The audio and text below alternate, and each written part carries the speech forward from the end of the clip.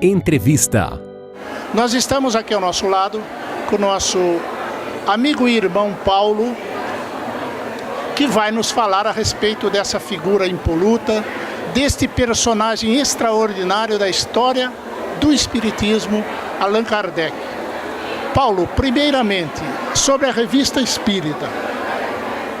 A Revista Espírita nós sabemos que muitos anos Kardec a publicou e ela é ainda, vamos assim dizer, uma ilustre desconhecida para os espíritas. Um manancial extraordinário que complementou a codificação. Por que ela é ainda tão desconhecida dos espíritas?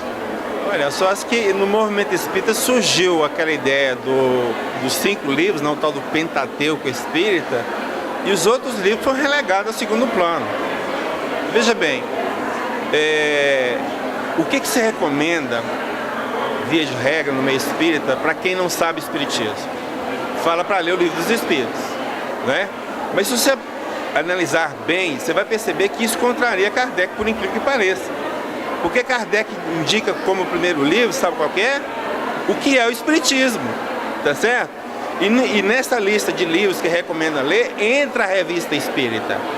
Eu não tenho muita certeza agora se está no próprio o que é o Espiritismo ou se está no livro dos Médios. Mas um dos dois ele afirma que tem que ser lida a Revista Espírita porque ela completa o quê? Ela completa o Livro dos Espíritos e o Livro dos Médios. Ora, se você não lê na totalidade a introdução desses dois livros, você vai ficar perdido. Então você acha que não tem que ler, quando na verdade tem que ler. Muito bem. Uma outra coisa, Paulo, interessante que muitos espíritas acham que não sabem, principalmente aqueles que estudam superficialmente a doutrina, é que Kardec completou o Livro dos Espíritos em 2 etapas, né? Por que aconteceu isso? Olha, que talvez na verdade assim, a gente possa imaginar que existiu um primeiro momento que ele podia soltar o material que ele tinha. E depois que ele soltou, foi surgindo novas coisas. E os espíritos também deixaram muito claro que, vamos dizer assim, como se fosse a revelação era progressiva, tinha coisas que não podia falar lá atrás, que lá na frente podia falar.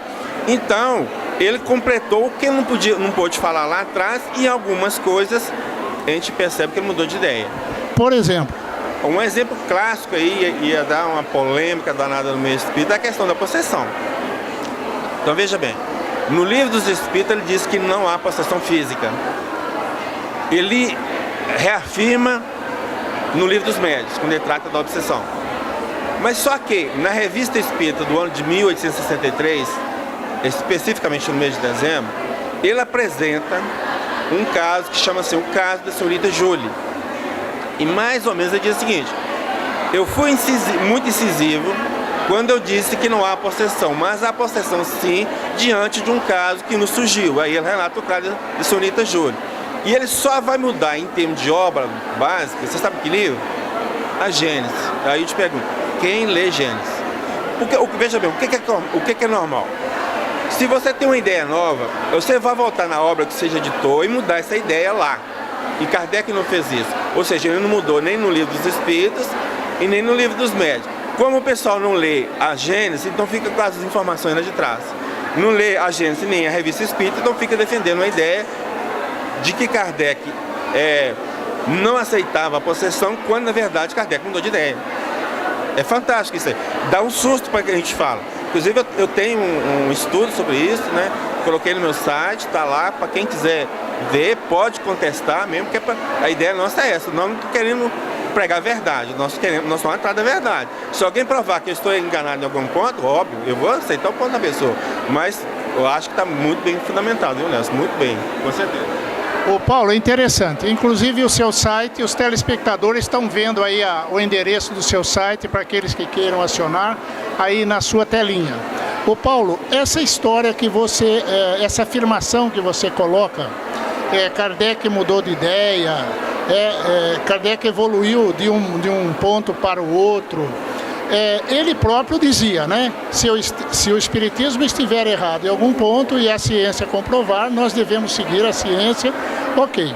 Tem mais algum ponto, você como estudioso de Kardec, mais algum ponto onde Kardec tenha, vamos dizer, durante as suas obras, evoluído ou complementado, que você julgue relevante comentar aos nossos telespectadores? Ah, com certeza, inclusive na base da ciência, né? Eu já ouvi companheiros nossos afirmando que Kardec antecipou Darwin. Quase que eu caio da cadeira, porque eu tomei um susto, porque na verdade foi o contrário. Quando na publicação da primeira edição do Livro dos Espíritos, as informações que os Espíritos passaram é que nosso princípio inteligente, sempre foi humano, vamos dizer assim, né? Sempre foi humano. E na segunda edição, que foi em março de 1860, ele já muda de ideia, falando, não, que nós viemos de reinos anteriores, e que mais claro fica lá na questão do animal. Daí para trás é meio confuso, e do reino mineral é de jeito nenhum, baseado em Kardec, tá? Então por que mudou de ideia? Olha, a primeira edição foi em abril de 1857, a outra em março de 1860. O que surgiu no meio mesmo? Justamente a ciência. Que ciência? Darwin, com a teoria da evolução da espécie, que ele publicou o livro desse, se não me falha a memória, no final de novembro, ou meados de novembro de 1859. Então Kardec, diante da nova revelação científica, ele já, com certeza, ele questionou os espíritos de novo, né? Ó, vocês estão falando. E aí surgiu essa nova interpretação daquele fato. Então, igual você falou, a doutrina espírita é progressiva, não precisa parar no tempo. Então, nova informação científica, nós temos que aliar essa nova informação científica. Paulo, é interessante, né? O próprio Kardec dando exemplo dessa progressividade científica, adaptando os conhecimentos aos conhecimentos científicos. E atualmente, no nosso século, né, ainda existem espíritas que não assimilaram esta condição progressista da doutrina? Uai, na verdade, o que eu falo assim, nós temos um atavismo muito grande. A maioria dos espíritas, nós viemos de outras religiões, cheia de dogmas, então nós estamos dogmatizando. Até essa questão que eu te falei do Pentateuco espírita, de onde vem a palavra Pentateuco? De outras religiões. Na verdade não existe. O que é a obra básica da doutrina? É tudo que Kardec publicou. Não tem como tirar nada, porque uma coisa complementa a outra. Entende? Você só vai entender o conjunto a partir do momento que você lê tudo. Não tem como você ler uma coisa isolada. Até, por exemplo, se você pegar o Evangelho segundo o Espiritismo, você pegar a Gênesis, você pegar o Céu e o Inferno, o Livro dos Médiuns, o próprio Kardec fala que é complemento ou desdobramento de quê? Do Livro dos Espíritos. Então não adianta você ler os Espíritos se não ler o resto, né? Aí você vai ficar todo enrolado. Ô Paulo, você como estudioso de Kardec, França, né? França como, vamos dizer, o berço do Espiritismo, situando geograficamente. No entanto, o Espiritismo não floresceu na França, né? Como berço. Qual a sua opinião sobre isso? Se for a verdade, é um assunto talvez que a gente tem que pesquisar mais para saber o porquê. Mas em linhas gerais, a gente pensa o seguinte, tem que acreditar que santo de casa não faz milagre. E infelizmente isso parece que é uma realidade ainda hoje. Então, as pessoas de fora que enxergam os valores das coisas que estão ali dentro que o pessoal de casa não enxerga. Então se viu essa grandiosidade da doutrina mais fora da França do que na França. E agora o que aconteceu? Parece que o Brasil abraçou essa causa, né? E nós estamos mandando de volta, né? Estamos mandando tudo de volta para fora. Então mais cedo ou mais tarde, como a ciência vai provar, para mim, eu não tenho dúvida nenhuma, da imortalidade da alma e da reencarnação. Aliás, eu acho que já tem prova, na verdade eu acho que tem prova, mas isso vai ser uma prova assim, tão retundante que não tem como contestar, então aí eles vão ver que Kardec tinha razão, vão chorar o leite derramado, né, Nelson? Porque não tem outro jeito, né? É isso mesmo, é isso mesmo. Paulo, agora focando Chico Xavier. Você, né, como um estudioso de Kardec, como é que você vê Chico nesse contexto kardeciano? Agora você tocou num problema muito sério. Porque no nosso meio, nós temos pessoas que afirmam que Chico é Kardec. Pode ser, mas eu tenho minhas dúvidas. Mas por que eu tenho as dúvidas? Veja bem, Quando o Chico estava vivo, houve manifestações do espírito Allan Kardec. É possível um espírito encarnado se manifestar? Sim, com certeza. Inclusive na própria revista Espírita nós temos isso lá. A questão é que para esse espírito vivo se manifestar, o corpo tem que estar inativo, vamos dizer assim, né? Por exemplo, dormindo, em êxtase profundo, para que o espírito possa se emancipar e se manifestar onde foi evocado e chamado. Então eu digo, a coisa para mim é muito simples. Se você defende que Chico é Kardec, então me prove que todas as vezes que o espírito de Kardec se manifestou, Chico estava dormindo. Eu vou aceitar, numa boa, sem possibilidade nenhuma. Mas eu acho que agora também nós temos uma coisa aí muito importante, que é um livro da Adriana Galves, que fala até sempre Chico. Nesse livro, ela conta o encontro, né, a primeira vez que ela teve com Chico, que se identificaram em encarnações passadas. O casal e o Chico. E pouco tempo depois, Chico manda 2 cartões postais para Dona Nena. Mais ou menos diz assim, ó, lembrança de nossa querida Espanha. Ô meu, aí não tem jeito. É a mesma coisa que tá falando, só nós vivemos na Espanha. Olha, se viveu na Espanha, não é a linha sucessória de Kardec que o pessoal traça, tá certo? Há um conflito, inclusive essa linha de Kardec fala que Kardec foi João Evangelista, e João Evangelista assina na codificação, foi Platão e Platão assina na codificação, quer dizer, embora todo meio de campo. Então a linha mais provável, eu não posso afirmar com certeza, é essa que traça em cima por exemplo, do Carlos Alberto Braga, do Luciano dos Anjos. A mais provável seria essa de que Chico foi Kardec, sem chance, pelas informações que eu estou te passando. Ok. Paulo, e se nós fôssemos focar Chico sobre o ponto de vista da sua obra doutrinária, no que você focaria, admitindo o Espiritismo como religião, ciência e filosofia?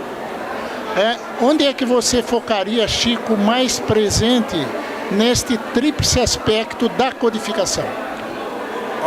Eu acho que o foco mais da obra de Chico foi em cima da parte da religião. Eu praticamente acho. Agora, inclusive, assim, vamos voltar um pouquinho atrás. Quando os Espíritos falaram para Kardec que ele voltaria, reencarnaria, e qual foi a instrução para ele? Você vai voltar para completar a sua obra. Mas Kardec não participou ativamente da obra? Tá. Quando a gente analisa a obra do Chico, sem desmerecer Chico de forma nenhuma, tá? Ele, simplesmente, dele tem pouco. Tudo que ele recebeu foi mensagem de espíritos. Então, complemento dele não tem. Quer dizer, mais um fator que vem falar que Chico, pode somar os que nós já falamos, que Chico não pode ter sido Kardec. Então, o foco de Kardec, científico, filosófico, o foco de Chico, todo religioso. Tá certo? Pelo menos é assim que eu vejo. Ok. Não, legal. Retornando à Revista Espírita. Kardec cita muitas vezes na Revista Espírita os seus detratores, as suas lutas que ele teve contra as críticas ao Espiritismo, né? De todas essas críticas, o que você ressaltaria de mais relevante para nós? O primeiro ponto que eu acho interessante é o seguinte, que a gente ouve muito no movimento espírita, as pessoas falarem o seguinte, que nós não precisamos de defender a doutrina espírita. Que Kardec nunca defendeu a doutrina espírita. Aí eu volto à questão, não lê a Revista Espírita. Você tem ideia? Eu tomei de implicância, né? E levantei todas as falas de Kardec que contestam alguma coisa, né? E todas as coisas que ele colocou lá na revista que um espírita contestou, quer dizer, você colocou lá e assinou embaixo. Você sabe quantas páginas deu no tamanho A4? 340 páginas. Então, em forma de livro, arredondando aí, dá umas quase 800 páginas. Então é material muito grande. Quando ele ouvia, ou tinha notícia de que um bispo falava do contra-espiritismo dentro do sermão dele, ele tinha notícia do sermão, ele contestava o sermão na Revista Espírita. Quem sabe disso? Ninguém sabe, pois justamente o problema, não lê Revista Espírita. Então Kardec foi combativo, obviamente que ele nunca desceu o nível.